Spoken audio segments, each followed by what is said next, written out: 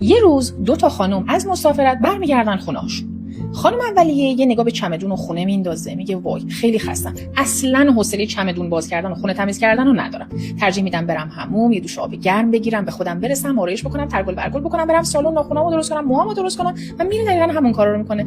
خانم دومیه هم یه نگاه به چمدون و خونه میندازه و میگه وای اصلا حوصله ندارم چمدون باز کنم.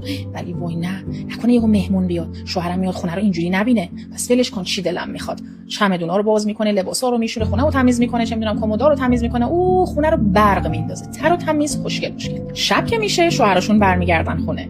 شوهر خانم اولیه یه نگاه به خانومش میکنه، میبینه به چه زنی، چقدر خوشگل، چقدر جذاب، چقدر ترگل و برگل، مثل الماس داره میدرخشه. و بعد خونه رو نگاه میکنه، میگه آخه این چه خونه ای، اصلا لایق این خانم نیست این خونه رو باید عوض بکنم. و زنشو برمیداره میبره به یه خونه بهتر که لایق این زن باشه. شوهر خانم دومیه میاد یه نگاه به خونه میندازه، به چه خونه ای، تمیز، ترگل برگل، خوشگل، داره برق میزنه از تمیزی. و بعد برمیگره خانمشو نگاه میکنه، میبینه اوه کر و کثیف و درب و داغون، تنبون شوهرش هم پوشیده وایساده جلوش. بعد میگه این چه زنیه، این اصلا لایق این خونه خوشگل و تر و تمیز نیست، باید این زنه رو عوض کنم، یه زنی بیارم که مناسب این خونه ترگل و برگل باشه. بنابراین زنه رو عوض میکنه.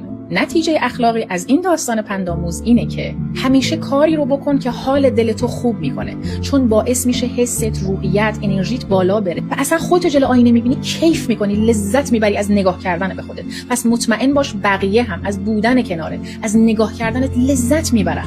پس همیشه کاری رو بکن که خودت میخوای، حال دلت با اون کار خوب میشه، نه کاری که ازت انتظار دارن.